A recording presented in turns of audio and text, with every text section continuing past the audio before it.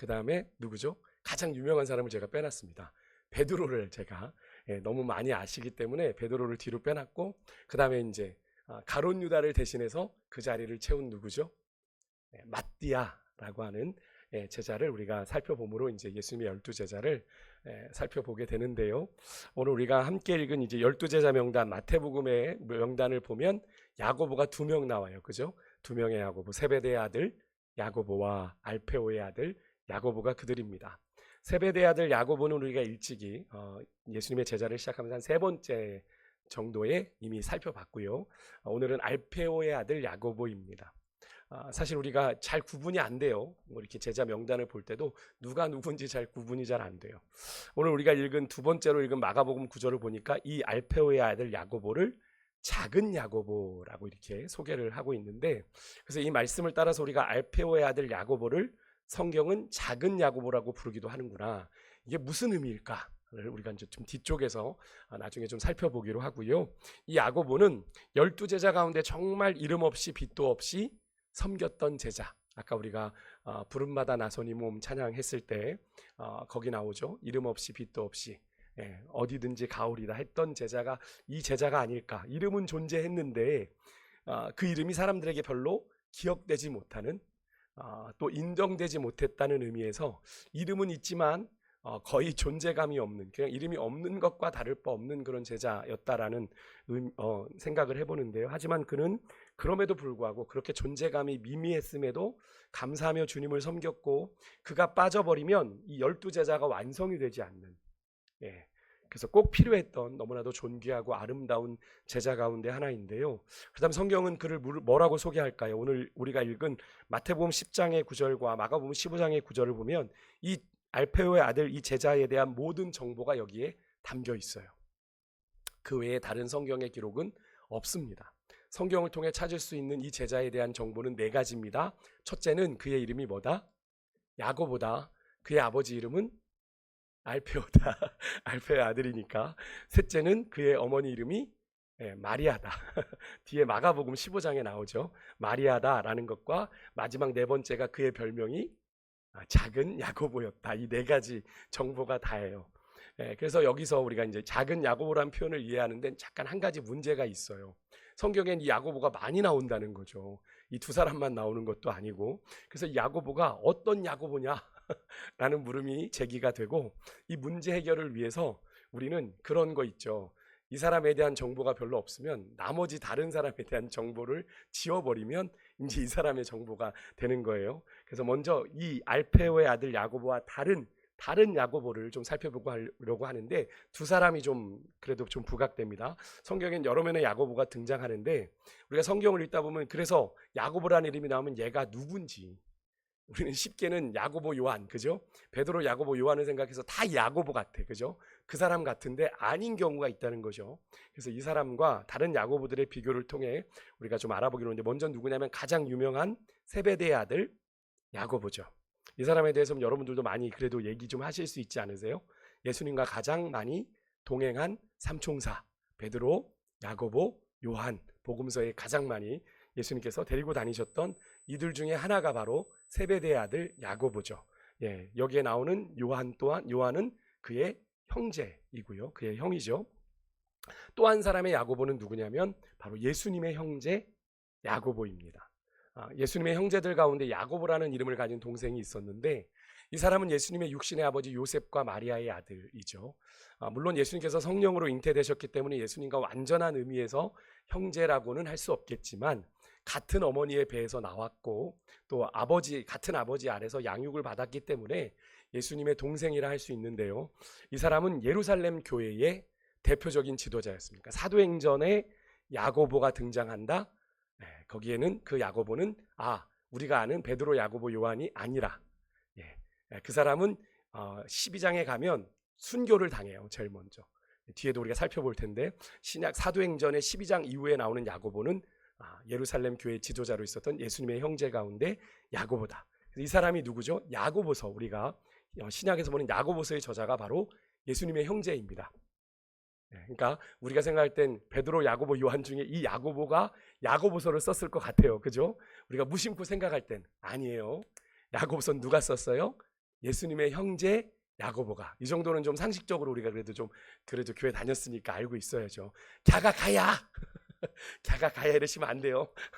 그러니까 예수님의 형제 야고보가 야고보서를 기록했고, 사도행전에 나오는 베드로의 뒤를 이어서 예루살렘 교회를 책임졌던 지도자가 바로 예수님의 형제 야고보였다. 우리가 사도행전 12장을 가면 얘기가 나와요. 사도 중에 최초의 순교자가 나오는데 이 순교자가 야고보예요. 사도행전 12장 1절 2절 한번 같이 한번 읽어볼게요. 같이 읽습니다. 시작. 그때에 헤롯 왕이 손을 들어 하여 요한의 형제 야고보를 칼로 죽이니. 자, 세베대에는 두 명의 아들이 있었습니다. 요한과 야고보, 그죠? 조금 전 사도행전의 말씀은 요한의 형제 누구요? 야고보를 헤롯이 칼로 죽였다라고 하니까 이 야고보는 누굽니까? 우리가 베드로, 야고보, 요한 했을 때 그 야고보입니다. 그러니까 생각보다 빨리 이 요한은, 야고보는 죽었어요. 사도행전 12장에 헤롯이 그렇게 유대인들의 환심을 사려고 예수 믿는 자들을 죽였는데 그 첫 번째 타겟이 야고보였어요. 근데 이 말씀 보십시오. 이제 그 뒤로 넘어가서 사도행전 12장 17절입니다. 같이 한번 읽어볼게요. 시작. 베드로가 그들에게 손짓하여 조용하게 하고 주께서 자기를 이끌어 옥에서 나오게 하던 일을 말하고 또 야고보와 형제들에게 이 말을 전하라 하고 떠나 다른 곳으로 가니라. 아멘. 여러분, 이 말씀의 배경이 뭐죠? 이 말씀의 배경, 앞에서 본 것처럼 야고보가 죽임을 당하자 유대인들이 막 좋아해요. 그러니까 헤롯 왕이 그 여세를 몰아 유대인들을 더 기쁘게 하려고 누구까지 잡아요? 베드로까지 잡아 옥에 가둡니다. 그러니까 초대교회 성도들이 이 베드로를 위해 막 기도해요. 간절히 기도해요. 그 기도한 대로 하나님께서 주께서 천사를 보내 베드로를, 자고 있던 베드로를 흔들어 깨우셔서 그를 건져내시죠. 감옥에서 나오게 하시죠. 그래서 베드로가 자신을 위해 기도하고 있는 초대교회 성도들이 모여있는 어디? 마가의 다락방으로 갑니다. 근데 거기에 있는 아이, 여종 누구죠? 여자아이 로데가, 로데가 베드로의 음성을 듣는 겁니다. 누구세요? 했는데 나 베드로다. 그러니까 놀래가지고, 근데 거기 사도행전에 보니까 너무 웃긴 건 미처 문을 열지 못했어요. 열었어야 되는데, 베드로 사도님 들어오시고 가서 얘기를 했어야 되는데 얘가 그냥 놀래가지고 베드로 선생님이에요 이러고 들어가 버린 거예요. 그랬더니 사람들이 그 얘기를 듣고 뭐라고 반응했을까요? 할렐루야 했을까요? 할렐루야 했을까요? 우리가 기대하는 반응은 그거지만 네가 미쳤구나 네가 미쳤구나 이랬어요. 우리가 이렇게 좀 완곡한 표현을 쓰지만 네가 그죠? 로데한테 아마 격한 말을 했을 겁니다. 그럼에도 로데가 굴하지 않고 내가 정말 베드로 선생님의 음성을 들었습니다라고 하니까 이들이 뭐라고 그러냐면 아마 그러면 그건 베드로의 천사일 거야. 이들의 머릿속에 뭐가 있는 거예요? 기도하면서도 베드로도 야고보처럼 이미 죽었다라고 생각하고 있는 거예요. 참 아이러니하죠. 사도행전 12장 5절에 보면 교회가 베드로를 위해 간절히 하나님께 기도했다라고 되어 있는데 어떻게 이렇게 반응을 할 수가 있을까? 이들이 그럼 간절히 구한 건 뭐예요? 뭐였을까요? 여러분, 이런 초대교회 모습이 우리에게 무엇을 말해줍니까? 이렇게 여러분 믿음이 없어도 얼마든지 하나님 앞에 간절하게 기도할 수 있더라. 그죠? 너무 그렇지 않습니까? 그래서 사실 오늘 주제와는 좀 상관이 없지만 좀 이걸 좀 제가 짚고 넘어가고 싶더라고요. 당시에 초대교회는 기도에 대한 확신이, 물론 다 그랬던 건 아닌 이 순간만은요, 기도에 대한 확신이 거의 없이 하나님께 기도하고 있었던 것 같아요. 뭘 기도했나 되게 궁금해요. 나중에 물어보고 싶어요. 뭘 기도하셨습니까? 베드로가 잡혀갔을 때 간절히 기도했다고 우리 성경은 우리에게 얘기해줘서 기도했구나 이랬는데 왜 로데를 미친 니은 취급하신 겁니까? 베드로가 살아 돌아왔을 때 이 장면이 우리가 정말 기도에 대해서 다시 한번 생각해 보게 되는 거죠. 혹시 우리의 기도회가 그런 기도는 아닌가? 그죠? 우리가 하나님 앞에 간구한다고 하면서 우리가 정말 간절히 온 힘을 다해 기도하는데 믿음 없이, 그냥 믿음 없이 하나님께 기도하고 그냥 그렇게 쏟아놓고 가는 것으로 그냥 내 마음이 후련해지는 그런 것으로 그냥 기도를 하고 가지는 않는가? 가끔 그런 분도 계실 수 있어요. 그럴 수도 있다고 저는 생각합니다. 그렇게 하나님에게라도 내 답답한 마음들을 쏟아놓는 거 필요하다고 생각해요. 그렇지만 그래도 분명히 하나님이 그 기도 가운데 어떻게 응답하실 거라는 믿음과 기대는 가지고 기도해야 되는 것 아닙니까? 그런데 이렇게 반응해서는 안 되는 거잖아요. 예수님께서 기도에 대해서 뭐라고 말씀하셨죠? 마가복음 11장 24절 한번 읽어볼게요. 같이 읽습니다. 시작. 그러므로 내가 너희에게 말하노니 무엇이든지 기도하고 구하는 것은 받은 줄로 믿으라. 그리하면 너희에게 그대로 되리라. 야고보서 1장 6절에도 이런 말씀이 있어요. 함께 읽습니다. 시작. 오직 믿음으로 구하고 조금도 의심하지 말라. 의심하는 자는 마치 바람에 밀려 요동하는 바다 물결 같으니. 하나님이 우리의 기도에 반드시 응답하실 거다라고 하는 그런 믿음으로 기도해야 되는 거잖아요. 근데 가능성은 다 열어놔야 되는 거잖아요. 근데 제가 예전에도 그런 말씀 드렸죠. 예스만, 내가 원하는 기도 응답만 기도 응답이라고 생각하는데, 하나님이 아니라고 하시는 것도 기도 응답이고, 하나님이 기다리라 하시는 것도 기도 응답이에요. 그런데 우리가 내가 원하는 것에 맞지 않으면 기도 응답이라고 생각하지 않고 막연하게 기도할 때가 있다는 거죠. 우리가 기도할 때는 주의 뜻이 내 기도 가운데 이루어질 걸 믿고 기도해야 되는 줄 믿습니다. 기도의 중요한 전제가 뭐예요? 믿음이에요. 믿음. 하나님이 이루실 거다, 하나님이 응답하실 거다라는 믿음이 전제돼야 한다는 사실을 예수님도 이야기하고 계시고, 야고보서는 예수님의 형제인 야고보가 쓴 거니까 야고보도 그렇게 이야기를 하고 있는 거죠. 하지만 당시의 초대교회 성도들은 베드로를 위해서 그렇게 간절히 기도했는데 그 기도에 대한 확신이 없었어요. 물론 그 정도로 절망적인 상황이었기에 더욱 그러했을 거라 생각할 수 있습니다. 이미 그 전에 누가 죽었어요? 야고보 사도가 헤롯에게 죽임을 당했기 때문에 베드로 사도도 그렇게 됐으려니라는 생각이 들 수 있는 상황입니다만, 베드로가 끝까지 로데가 베드로 선생님이 왔다고 끝까지 말하니까 그렇다면 그의 천사일 거다라고 말한 거겠죠. 하지만 하나님은 그런 믿음 없는 그들의 기도에도 역사하셔서 베드로를 살려내셨어요. 근데 어떻게 보면 그들의 기도에 응답하셨다기보다는 하나님이 베드로를 통해 이루고자 원하시는 뜻이 있으셔서 하나님이 그렇게 하신 것 아닐까 하는 생각이 드는데요. 여러분, 그래요. 하나님의 뜻이면 우리 눈에 절망처럼 아무 소망도 없어 보이는 그 절망의 끝자락에서도 소망의 꽃은 피게 되는 줄 믿습니다. 여러분, 그래서 우리가 기도하는 거예요. 그래서 제가 늘 말씀드리지만, 저도 솔직히 이렇게 여러분들에게 드리지만 늘 기도할 때 낙심이 되고 절망이 될 때도 있거든요. 근데 우리가 그래요. 하나님이 끝이라고 할 때까지 우리가 기도를 포기해서는 안 되는 겁니다. 아멘입니까? 그래서 우리가 다니엘 기도회 때마다 전 되게 놀라운 게요. 한 3년 전인가요? 천정은 자매. 여러분 생각나십니까? 항암을 그때 한 50번 했다고 했나요? 젊은 자매인데, 저는 그 자매가, 죄송해요, 참 믿음이 없어서 그런지 곧 있으면 죽지 않을까? 근데 지금까지 살아있더라고요. 한 3, 4년 됐는데 그 많은 항암들을 지금까지 믿음 안에 이겨내면서, 그 자매님이 예전에 이어령 교수님하고 부활에 대한 다큐멘터리 찍은 영화가 있는데, 저는 그 영화를 잠시 제가 보면서 자매의 마음속엔 부활의 소망이 분명히 자리 잡고 있구나. 그러니까 언제 하나님이 날 부르셔도, 우리 그때 간증도 들었잖아요. 나는 늘 하루하루를 그렇게 살아갑니다 라고 얘기했는데, 그렇게 살아가고 있기에 하나님이 그의 인생을 지금까지 하나님의 뜻 가운데 연장시켜가고 계신 것 아닌가. 사실 항암 50번 60번 받으면 항암이 지겨워서라도 솔직히, 그죠? 인생을 내가 놓고 싶을 수도 있는데 그러지 않는 거죠. 여러분, 하나님이 우리 인생의 끝이야, 여기까지야 라고 말씀하실 때까지 우리 절대 포기하지 않는 하나님의 사람들 되시기를 주 이름으로 축복합니다. 그렇게 하나님이 역사하시는 거예요. 히브리서 말씀처럼 기도할 때 우리는 조금의 의심도 없이 오직 믿음으로만 구하는 기도의 사람들 되시기를 주 이름으로 축복합니다. 다시 오늘 본문으로 돌아와서 사도행전 12장 17절의 말씀은, 그렇게 감옥에서 나온 베드로가 자신이 감옥에서 나왔던 소식을 누구에게요? 야고보는 또 얜 또 누구야? 그죠? 얜 또 누구냐고. 앞에 죽었대는데. 그죠? 우리가 성경 읽을 때, 얘 또 여기 왜 나왔어? 이런 생각 드는 거잖아요. 오늘 우리가 정리하고 있지만 성경을 그냥 읽어볼 땐, 아니 내가 12장 1절에서 분명히 야고보가 죽었다고 그랬는데, 그죠? 우리가 그걸 모르면 얜 또 누구야? 이렇게 생각이 드는 상황입니다.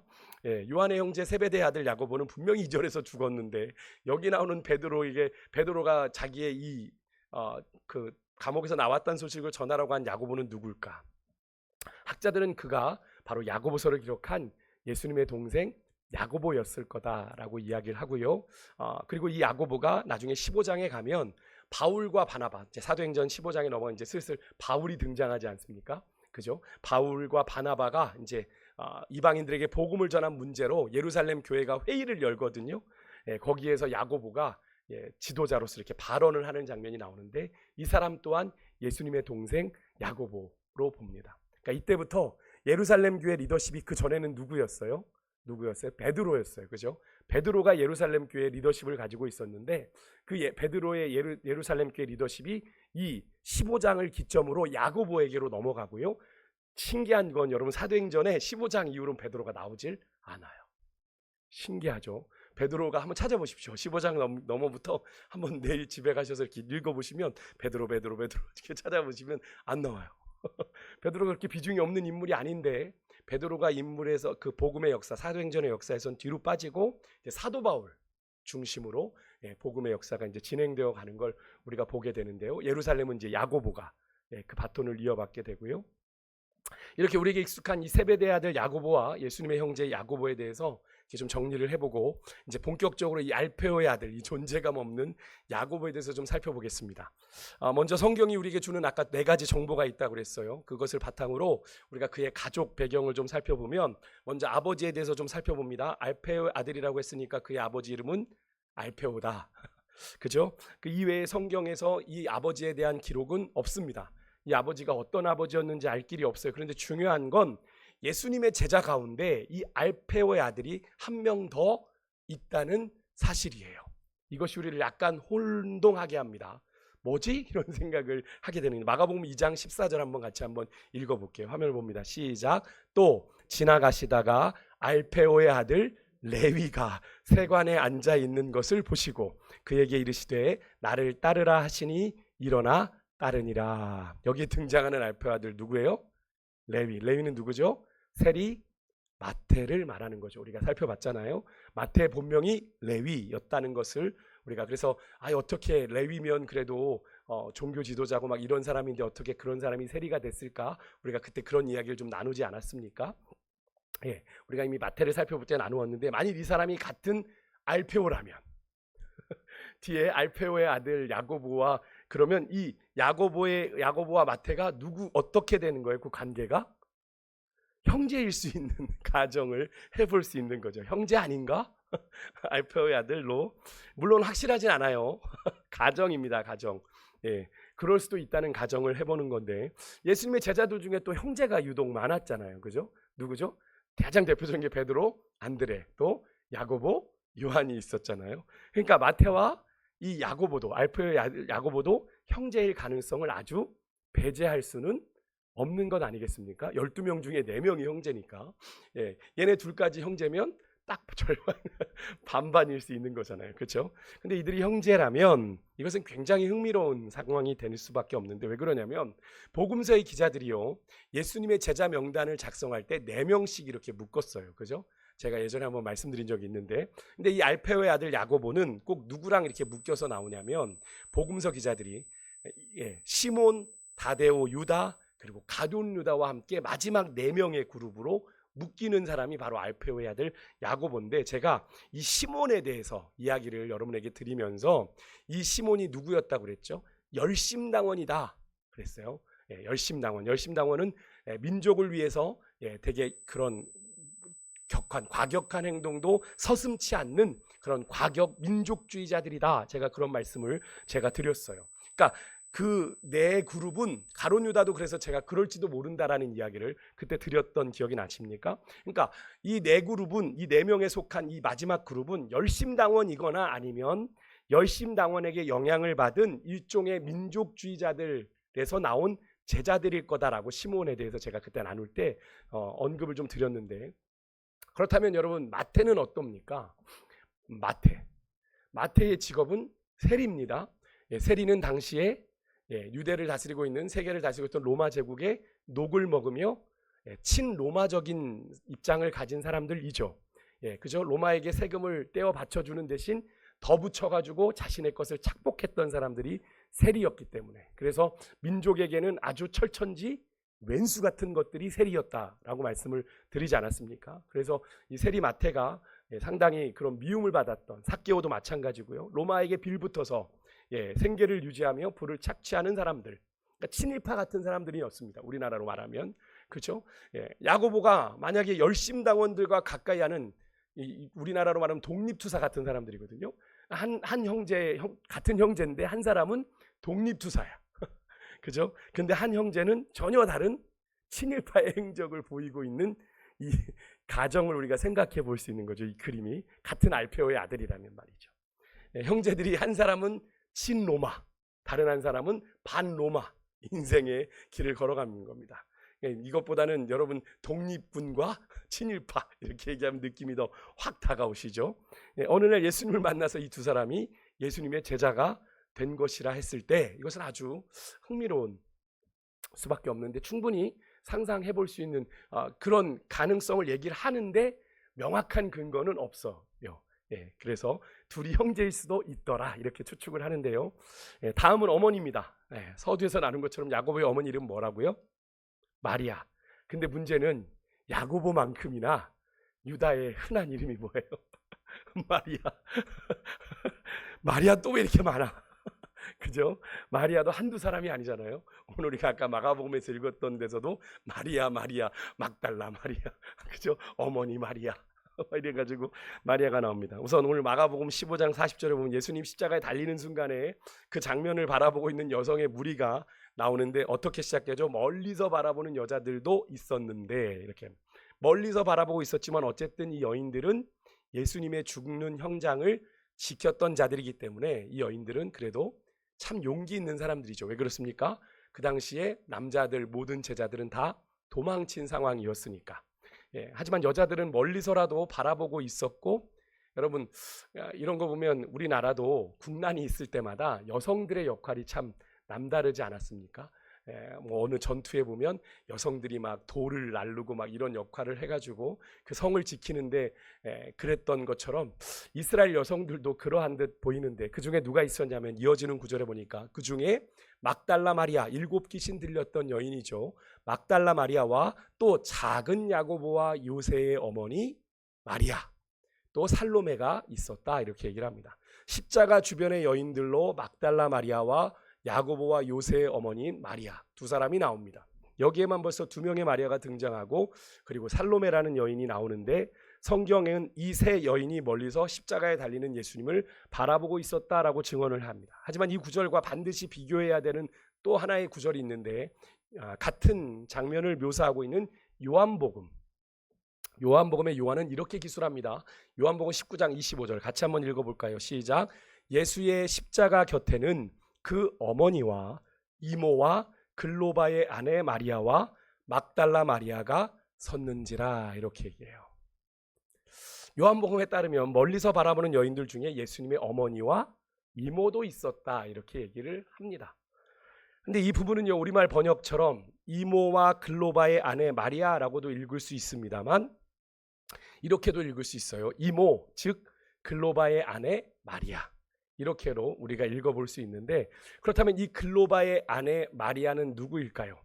앞서 살펴봤던 마가복음의 말씀과 비교했을 때 요한복음에는 야고보와 요새의 어머니 마리아가 빠져 있습니다. 빠져 있습니다. 그렇다면 우리가 이렇게 생각해 볼 수 있는 거예요. 이 마리아가 혹시 글로바의 아내 마리아가 아닐까 이런 생각을 해볼 수 있는 거죠. 만일 이 가정이 맞다면 우리가 조금 더 흥미로운 추측이 가능한데 글로바의 아내 마리아는 조금 전에 뭐라고 그랬죠? 예수님의 어머니와 이모라고 그랬어요. 이모, 그죠? 이모 글로바의 아내 마리아. 그럼 예수님의 이모일 경우 만일 그녀가 알페오의 아내, 알페오의 아들 야고보의 어머니 마리아라면 알페오의 아들 야고보와 예수님은 어떤 관계가 되는 거죠? 사촌관계, 사촌관계. 그죠? 사촌지간이 되는 겁니다. 물론 확실하진 않아요. 어디까지나 가정이지만 그렇게 추측해 볼 수도 있는 거죠. 또 하나 알페오 아들 야고보의 형제가 있었는데 그 형제가 아까 누구라고 그랬어요? 작은 야고보와 요새 그랬어요. 요새. 근데 이 장면을 또 다른 뷰로 보고 있는 마태복음에 가면 27장 56절에서는 이 요새를 누구라고 하냐면 요셉이라고 하랍니다. 요셉. 그러니까 요새와 요셉은 같은 사람이죠. 그러니까 이 자리에 야고보만이 아닌 요셉까지 언급이 되고 있다는 건 이 요새라는 사람도 누군지는 모르겠습니다만 아주 신실한 예수님의 제자 중 한 사람이었을 것이다 라고 하는 걸 우리가 추측해 볼 수 있겠죠. 그러니까 예수님의 그 죽는 자리에 와서 그것을 바라보고 있었던 것 아니겠습니까? 그리고 그들의 어머니는 예수님의 어머니와 함께 십자가까지 와서 예수님의 마지막 죽음을 목격하며 그 자리에 동참했다.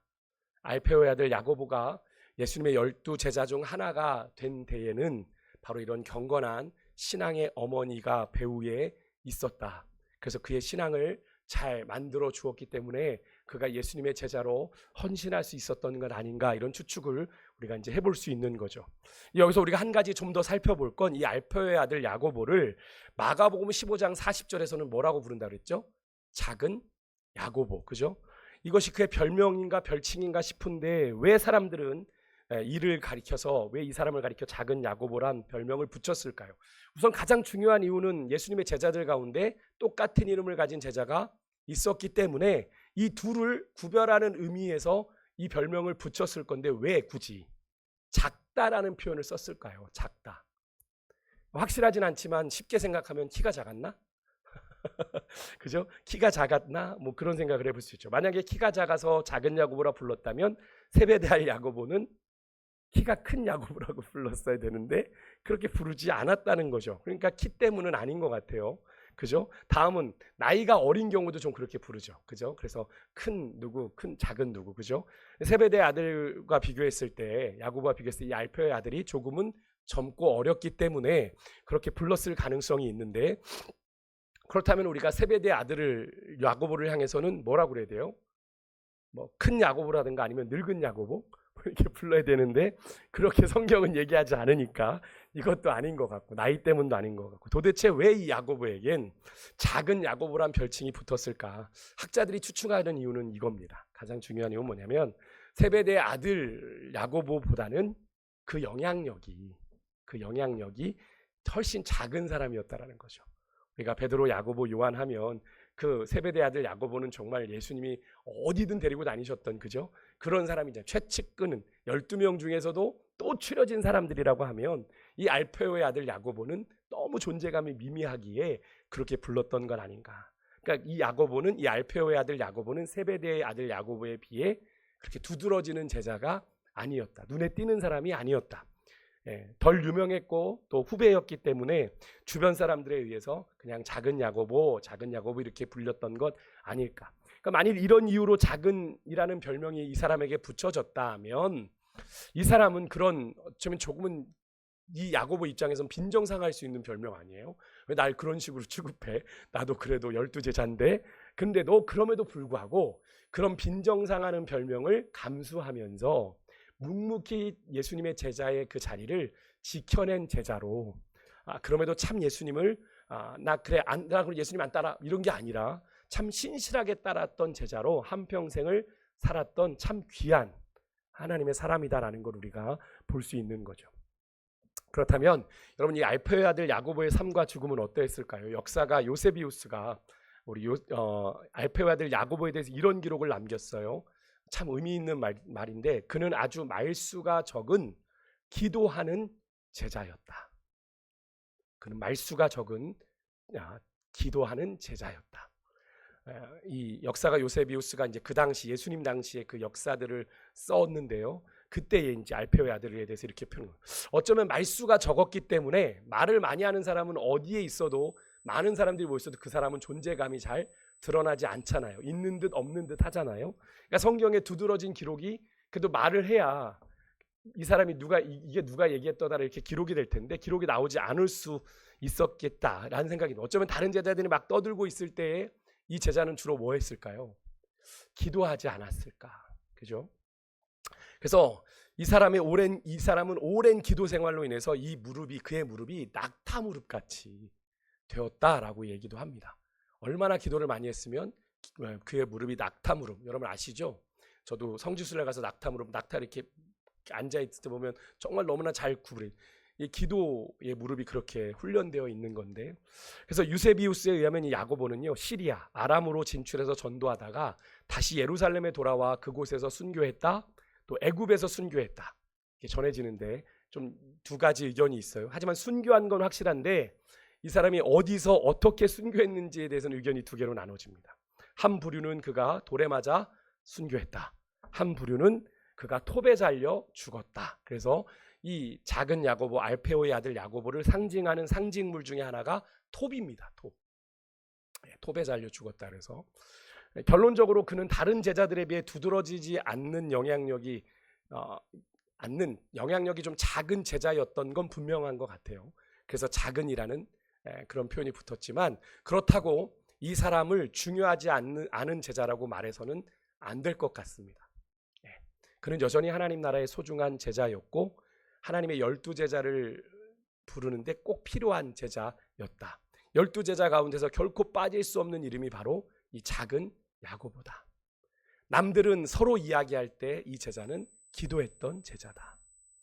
이 땅에서 많은 스포트라이트를 받고 영광을 받았던 제자들에 비해 이 땅에서 그리 크게 부각되지는 않았던 이 작은 야고보는 저는 나중에 천국에서 참 받을 영광과 상급이 더 많지 않을까 그런 생각을 해보게 됩니다.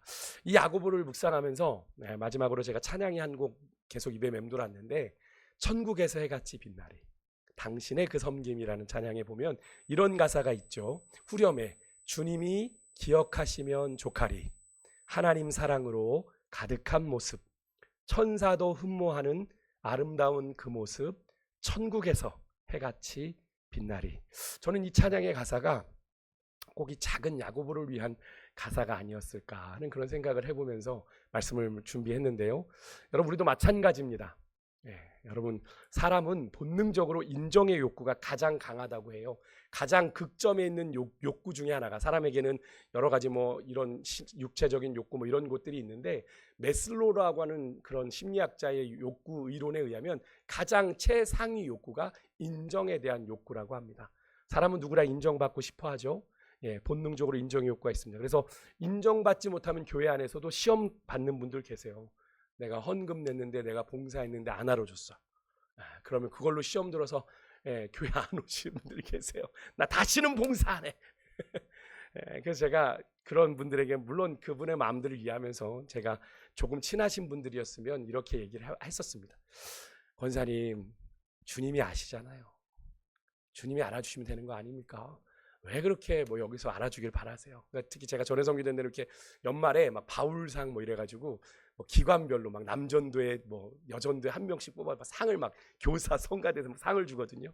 그럼 그게 뽑혔는지 안 뽑혔는지 막 그래가지고 연말에 아주 시끄럽습니다. 그 뭐 선정위원회가 이렇게 있는데도 뭐 화살이 막 날라와요. 특히나 저에게 화살이 많이 날라와요. 그러면 제가 이제 이런 설명 저런 설명 드리는데 그런 거 보면 아 우리에겐 누구나에게나 인정의 욕구가 있구나. 그걸 나쁘다 할 수는 없지만 우리가 그것으로 인해서 내 헌신이 하나님을 향한 내 믿음이 내 신앙이 그것으로 좌우되어서는 안 되는 거잖아요. 그죠? 사람이 알아주든 알아주지 않든 그죠? 주님만 기억하시면 되는 건 아닙니까? 주님이 알아주시면 되는 거잖아요. 어떤 목사님 그런 얘기를 하시더라고요. 꽤 유명하신 목사님인데 나는 천국에 가서 받을 상이 많이 없을 것 같다. 연세가 많으신데 왜냐하면 너무나 유명하시거든요. 그러니까 이 땅에서 받은 영광이 너무 많아 자신은 아무래도 하늘나라에 가서 받을 영광이 별로 없을 것 같다 이런 얘기를 하시는데 참 그 이야기가 참 저는 되게 참 이분 훌륭하시네라는 생각을 해봤습니다. 이 땅에서 뭐 받을 영광 다 받으셨어요. 제가 보면 교계, 교단 뭐 해서 그분 뭐 아주 탑 클래스의 분이니까요. 근데 그분이 그런 고백을 하시는 거예요. 내가 아무래도 천국에 가면 받을 영광이 없을 것 같습니다. 여러분 이 땅의 영광 누리시겠습니까? 하나님 앞에서 받을 상이 더 크시겠습니까? 그죠? 주님이 기억하시면 충분한 것. 여러분 그래서 예수님께서 그런 말씀하셨다라는 생각이 들어요. 오른손이 하는 일 왼손이 모르게 해라. 티내고 해라? 야 내가 했다 막 티내고 해라? 아니에요. 저 예수님이 이 말씀을 왜 하셨나? 산상수훈에 하신 이야기잖아요. 천국 백성은 그래야 된다. 알아주면 뭐 어쩔 수 없지만 뭐 알아주지 않아도 나는 괜찮습니다. 나는 내 길을 걸어갑니다. 하는 그런 사실 그런 분들을 통해 하나님의 나라가 세워져 가지 사실은 막 이렇게 자기를 드러내는 분들을 통해서 하나님의 나라가 세워지지 않더라고요. 교회도 보면 묵묵히 뒤에서 기도의 자리를 지키시는 분들 그런 분들을 통해 교회가 이렇게 세워져 가게 되는 걸 보는데요. 여러분 하나님만 기억하시면 족한 줄 믿습니다. 그런 인생 사십시다. 사람이 알아주면 뭐 그건 덤으로 좋은 거고 근데 그걸 오히려 싫어하는 난 하나님이 알아주는 인생 될 거야. 모른 척 해줘요 라고 얘기할 수 있는 그래서 우리가 그렇게 주님만 바라보고 나아갈 때 천사도 흠모하는 천국에서 해같이 빛나는 영광, 마지막 때에 우리가 누리는 인생 될 줄 믿습니다. 그런 소망 바라보고 나아가겠습니다. 우리 시간이 많이 됐으니까